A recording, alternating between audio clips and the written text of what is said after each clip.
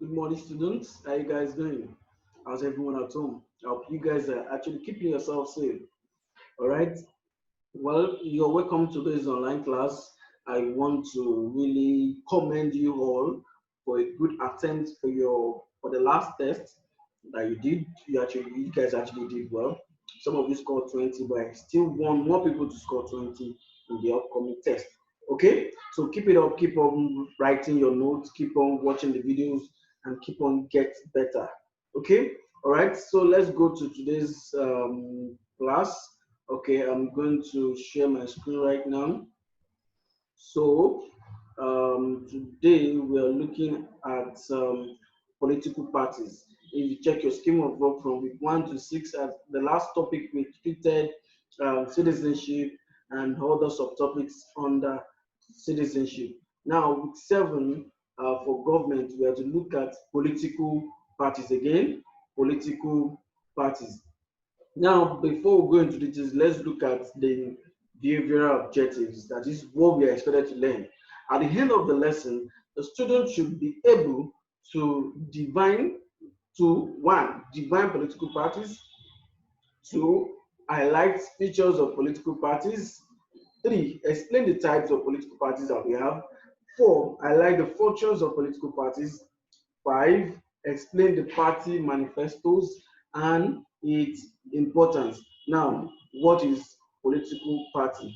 A political party is defined as an organized group of citizens who act together as a political unit, having distinctive aims and objectives involving political questions in the states and acting together and seeking to obtain control of government, in the sense that what that is actually talking about is that political parties can be defined as an organized group of citizens, that is citizens who come together as a group, and they are also acting together. They do everything together as a political unit. When we talk about a political unit, that means one. They are all in group, different people coming together as a group to become one. Surely they have different opinions, different objectives, different aims, and different political questions. People from different states and like that. And the major thing that all of them have together is to obtain is to what? To obtain control of government. The major reason for having a political party is to what? To control the government. So any person coming in, joining a political party, want to join in order to partner in the decision making or join in the controlling of government. Another one, we can also see can also see political party as an association of like-minded persons who organize themselves into a political group for the purpose of controlling political powers and the administrative machine of a state. Don't forget when you were in SS1, during your first term, we look at the divine government as as an institution of the state, as the one that talk about government as a machinery. Now, the machinery is the individual who is ready to enroll to be seen as the administrative power of the government. So now, political party is now being defined in that perspective, that it is an association. When we talk about like club or group of people who come together, then they organize themselves as a what? As a political group. For what purpose? For a particular purpose, in order to get into power and also control political power, then in order to be the administrative machinery, that is a political party who bring out people who run for election, and when they win the election, the party could be seen as the ruling party. And moving further, Joseph Schumpeter, in his writing, observed that the first and foremost aim of each political party is to prevail over others in order to get into power or stay in it. That is, the first and foremost mission of any political party, what is to get into power, that is, be the one who will be ruling the particular state, and also, if possible, retain the power and stay in it. That is why you see some political party, once they hold the particular state by winning the governorship election, they want to win all the house of assemblies, win the chairmanship election, and many more, so that they can own the particular state. For example, in this country, we've had a situation whereby sometimes ago PDP owns this country between 1999 towards 2015. So it has happened in Nigeria before, and yeah, and it might happen again. Right now is the time of APC, whereby APC has been in the government since 2015, and till now APC is the major party in the country. We need to note that it is the goal of attaining political power from other groups in the political system. For example, treasure group. Okay, and in Nigeria, the First Republic, which happened to be between 1963 to 1966, we had MPC, NCNC, and AG were the prominent, that is, the major political parties that contested in the 1966, 1963 election. And however, there were a few other minor political parties. Sure, there will be other parties, and other parties who are not winning elections are the one referred to as minor party. Now, moving on, what are the characteristics of political parties? Characteristics of political parties. Number one, organization. Political parties are organizing with procedures for electing party leaders properly defined. Okay, and as a result of this, the National Executive Committee are responsible for preparing or drawing up the policy or programs of the party, equally coordinates the activities of local level, including important decisions affecting the constituency and the local community. Here they are talking about the manifesto. You want to talk about the manifesto. Manifesto is the policy and program of the party, and these are being prepared, are being drawn by the executive committee of the party. They put all this in place now to make sure that the party is properly organized. Another characteristic is manifesto. Manifesto is the cardinal plan or program of the political party, which the party intends to fulfill to the people if elected into power.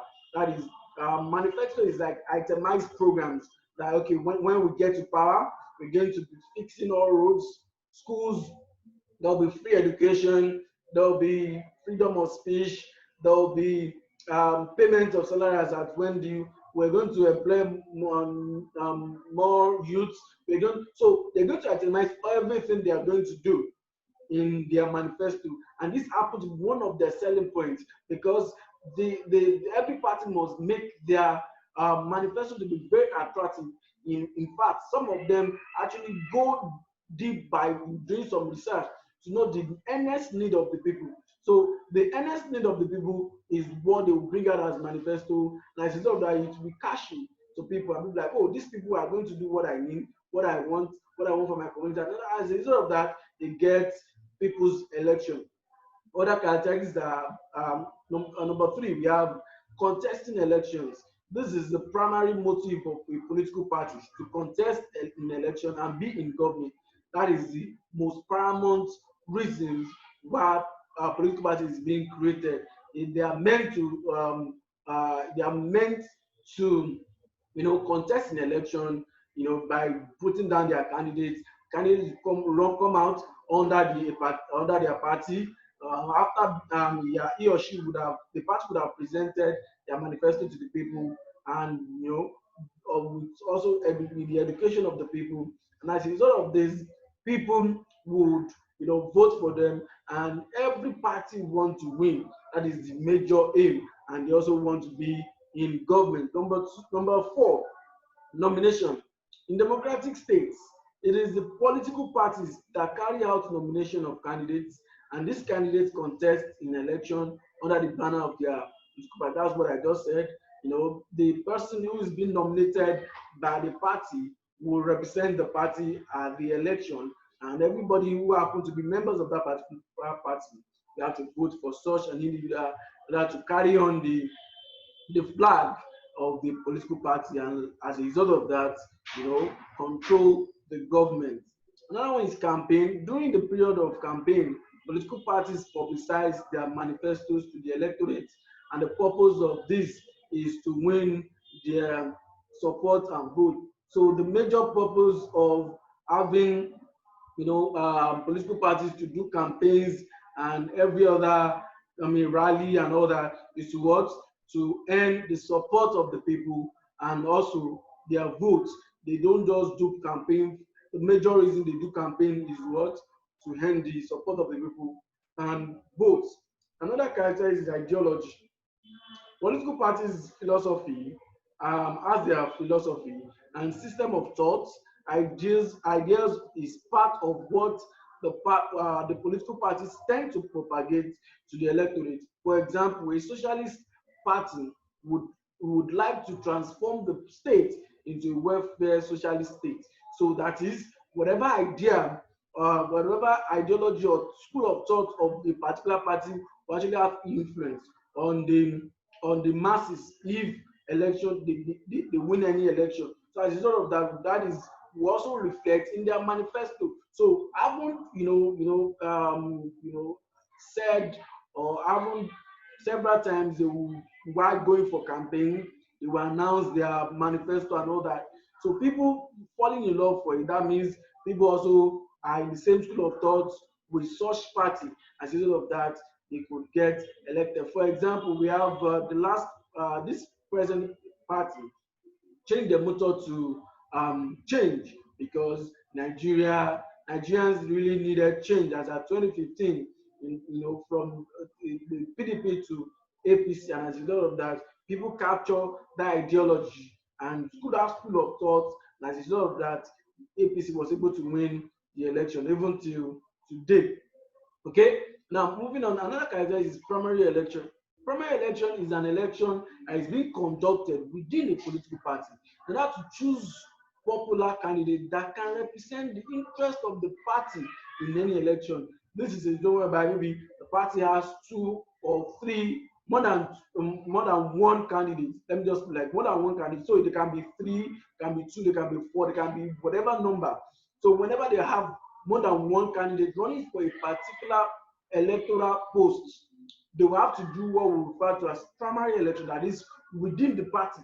The party members or party executives will be seated and they will cast their vote for whoever they think who or can represent the party, the interest of the party at that particular election. So as a result of that, winner will emerge, and whoever wins the election will take the ticket from the party, because can only every party has only just one ticket for each post of the government. So they can't give one ticket, a political position for two people. It's not possible. So when they conduct the primary election, they give it to whoever wins the primary election. Another characteristic is rallies, congresses, conference. These are some of the features of the political party. That is, they engage in rallies, they engage in congresses, they engage in conferences. They keep on meeting and meeting in order to make sure the party is being refined to the level which they want. They keep refining, redefining to make sure they get to the heart of people and be able to win elections and control the government. The last one there is purposeful leadership. Leaders with purposeful and positive qualities are better at organizing political parties and giving them a focus. That is the reason why they always screen and interview the candidates who want to represent their party before being given the ticket. So all this is, and also whichever leader, whichever person the party chooses, they should be able to know that this person is a purposeful leader. It is acceptable by the people, and people who actually, who like him and carry on the flag of the party. So all these are the characteristics of political party. Now let's move on to the next subtopic, which is types or structures of political parties. And these types of political parties, we have several types of political parties, but let's take them one after the other. The first one there is branch or mass party. This type of political party cut across tribes, interests, individuals, okay? And people wishing to become members are free to join. That is, anybody who wants to join the party are welcome wherever you are, no matter the tribe that you are from. There is no barrier. So membership of mass party is mainly composed of different sections of society. The programs or manifestos of such parties are directed towards the welfare of the people. So every tribe, will actually be put in consideration when manifestos or program is being put in place. So this is a particular type of political party whereby it accommodates all. That's why they said mass. The mass means everybody, anybody. So it accommodates different tribes, interests, and and it will cut across the whole nation, like a country like Nigeria. That type of political parties is caucus or elite parties. This is made of people of the upper class in society. That's the rich people. These people believe that the control of government should be their preserved, and in addition, it should be in the hands of those with distinction and of intellectual standard. These ones, because they are rich, they have what it takes. They believe that the the control of government should be in their hands. Another one is religious parties. Religious doctrines existing in the country determines the formation of these parties. In some countries, religious parties are very strong in the political process, e.g., Iran.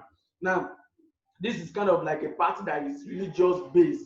For example, this Iran is a Muslim country, and it is what in such country, whatever their Islamic leader dictate for them is what they will do. So such party they might have just one party system.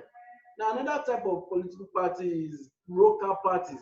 It is a party of both the rich and the poor. This one mix the rich and the poor together, bringing them together to work together.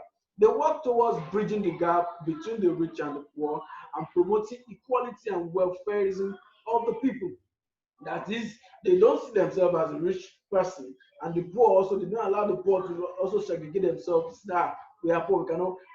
They bring them together and try to bridge the gap, so that the poor can also be elevated, and they work towards promoting equality and welfareism of the people. Then we also have another type of political party, which is charismatic parties. Individuals with unique and enviable qualities, talent, etc., can form these parties. People are attracted to these parties because of the charisma of those individuals that form them. For example, we have party like MPC, which was being founded by Alhaji Ahmadu Bello, who happened to be the Saldana of Sokoto in the First Republic. And we also have NCNC, which was headed by Dr. Nnamdi Azikiwe. I also have AG, which was being controlled or founded by Chief Kofi. So these people are charismatic leaders, and due to their personality, people who want to join their political party. So all these are types of political parties. Now, what are the functions and importance of political parties? Now, I want you guys to actually note this. Note this. The functions of political parties, important. I've told you before that importance and merit is the same thing. When we talk about importance of a particular it's a particular subject matter, could also be its merits, that is its advantages. So looking at it, they are still the same. So functions and importance of political parties. Number one, unity. Political parties unite the people on major issues affecting the state, especially the voting. It brings them together because it is very complex. You cannot vote under, an anonymous party. Even if you are not a party member and you are going out to vote, you have to put your thumb under a particular party if you want your vote to count. So either you are a member of a political party or not, but it actually brings us together. It brings us to have one voice. It unites us, and based on some certain major issue of the state, like the elections and every other things that you can think of. Number two, it serves as a link. Political parties always serve as a link between the people and the government. Yes, political parties are the one who are producing the leaders, the political leaders, those who are in power. They are the one producing them, and once they are in power, they are the government. And the political party is in between the government and the people. Now, the people are members of the political party. So the political party talk to the government, and the government reply to the people talk to the political party to speak to the government, and political party will now speak to the government. The government will now give, do what the party want, which happens to be what the people want. So political party has always been a licensing officer between the people and the government. That talking about licensing officer, intermediate, somebody who is in the middle, who is getting idea whatever the people want, and tell the government, and the government will do those things the people want. Another function or type, or sorry, another function or importance or advantage is that accountability. The political parties, they enable the government to become accountable to the electorate through constructive criticism of the people of the government in power. That is, the political parties give room for people to criticize the government constructively, so that they can actually amend their ways. They even give room for opposition party, whereby opposition party can actually criticize the government, and it's all for check and balancing, to make sure they are on track, and they themselves will always check themselves to make sure that they are on track, because that they have opposition party. Number four, there is machinery for recruitment. Political parties is standing an avenue whereby they produce, they produce leaders. So machinery for recruitment, political parties are standing as they provide a machinery for recruiting political leaders, because it is like an organization. It is a body which always, when the government is empty, they put in people who has the capability to be in power. Though they can't actually be the one to put straight up people who have to be the one to put them there with their own votes, and by voting for them means that they want them, and they are certified that this is a good political leader, and is a purposeful leader who take us to the next level. So that's the functions and merits of political parties. Now, so continuation. Number five, clarification of issues. Clarification of these issues. Political parties tries to clarify issues and provide relevant information on candidates and current events there, thereby encouraging the electorate to be more interested in government activities. Here they are talking about um, um, enlightenment. That is, in a way, they enlighten the people more. That is political.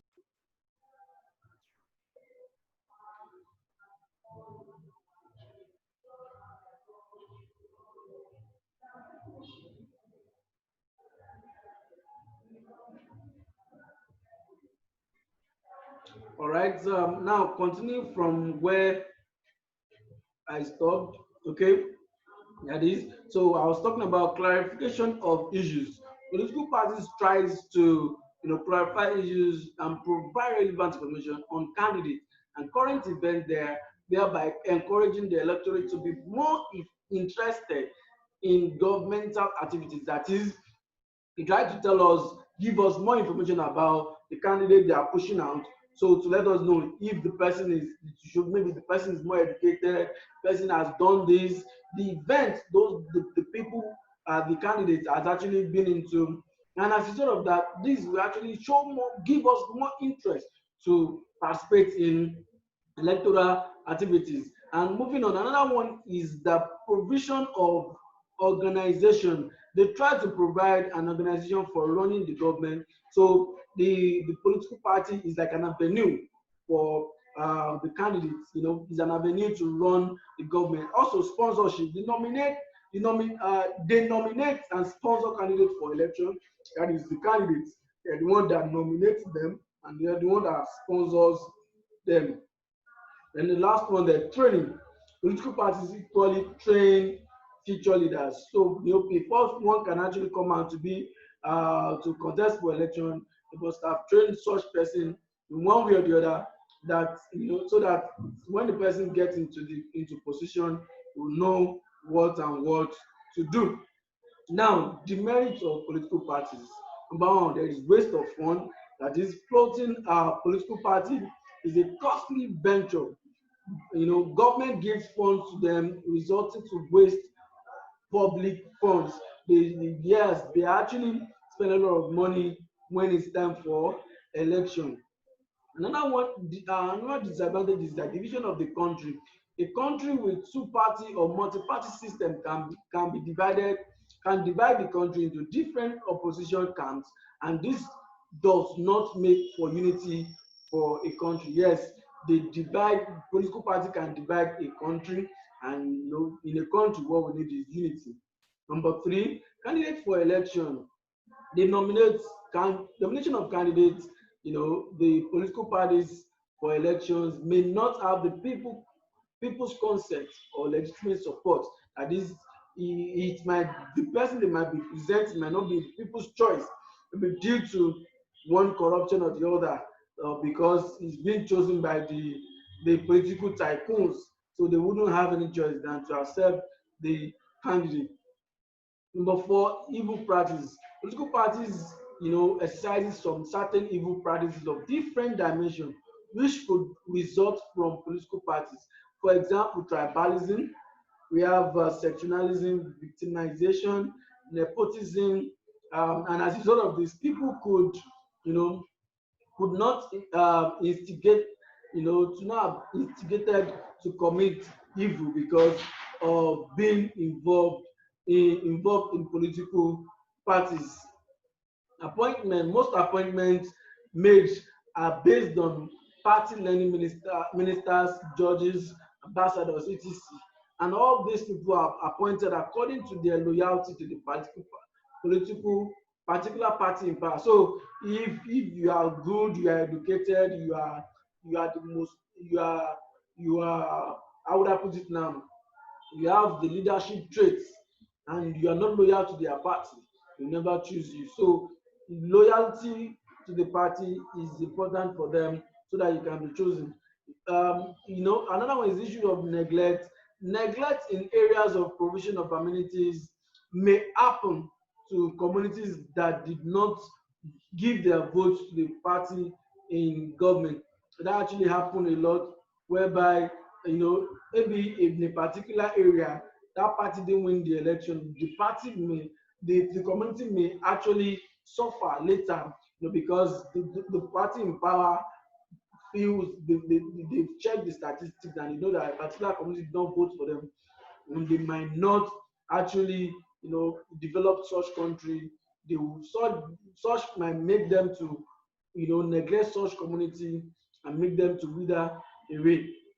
Another disadvantage is apathy. So people are apathetic to politics. That is, they lack interest. They see political parties as not living up to their expectations because, especially in the areas of fulfilling their electoral promises.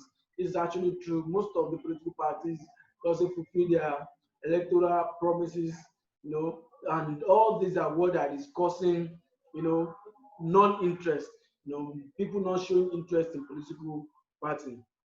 And the last disadvantage there is party disloyalty.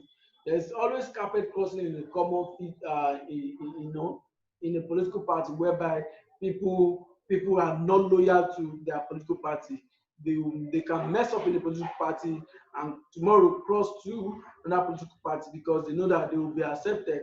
There is cross carpeting in in political parties of Nigeria. So you can leave, leave. That's why you see people moving from APC to PDP, from PDP to APC, from APC to NNDP, and like that. Different parties, and so that people are not actually loyal to their party. So that does not give room for, for efficiency.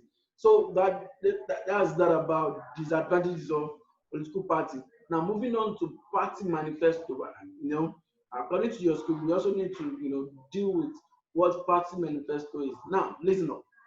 A party manifesto may be defined as the cardinal plans or programs of a political party which the party intends. Underline that. These are programs and cardinal plans of the party which the party intends to fulfill to the electorate if it is elected into power. That is, who are the electorate? Me, you and I. We are those of us that are voting are the electorate. And the party has this particular program, maybe construction of roads, providing of water, um, um, you know, free education, employment opportunities, and all that. They will just list them out. They will have maybe 5 cardinal points, 7 cardinal points, or 3 cardinal points, which are the major key programs which they want to embark on.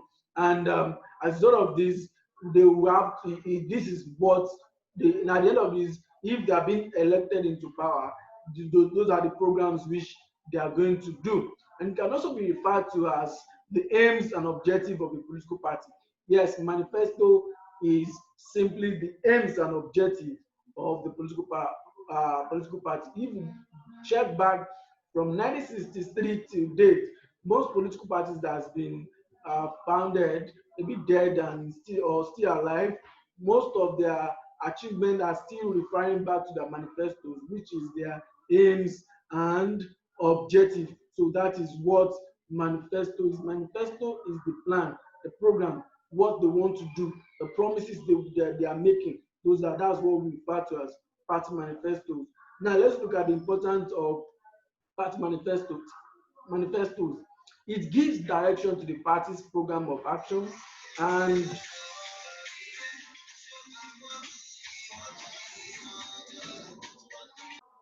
now looking at the importance of manifesto. Okay, importance of a party manifesto. Number one, it gives direction to the party's program of action and or ideology and stipulates how to achieve them. That is, it actually outline the programs which the party is intending to perform when they eventually get into power. And as a result of it, aside from how the ideology and how it's going to be achieved is going to be stated in the manifestos. It's also, that's what the manifesto also give. It's like an eye opener, anyways. And as a result of that, it will help them in their programming, to be able to program themselves on what to do as at when to do it. Number two, it acts as magnetic pull to the electorate. That is to attract more members or supporters into the party. So you can see what we are talking about here. So it's something that the party now. Number two, now it acts as magnetic pull to the election. That is attract more members or supporters into the party. Yes, most of the election wins that political parties have had so far is as a result of their manifesto, because their manifesto is very catchy, and as a result of that, people get interested and they want to get involved and give their vote to them. Number three, it educates the electorate to have insight into the aims and objectives and planned programs of the political party. So it's not just about the party alone now. It educates the people to know more about those parties' aims and objectives, what they plan to do when they get into power. So you get to know which party is weak, which party is strong, and which party is prepared. So as a result of that, you get to know which you choose your choice, who have a better manifesto, which you think is needed for your community, and instead of that, you give your vote to them. And number four, it helps the electorate to assess the party on the basis of the content of the manifesto. So people get attracted, to political parties as a result of their manifesto. So manifesto is a very serious thing. It makes them to be able to assess the party and actually know the content of the party. So the manifesto is not always hidden. It's something that is always open. So this make the electorate to be able to choose their choice. Now, number five, it gives the electorate clear view of the party. You have a clear view of what this party is standing for. You have a clear view of their vision, have a clear view of their ideology and philosophy and their own plan. So then number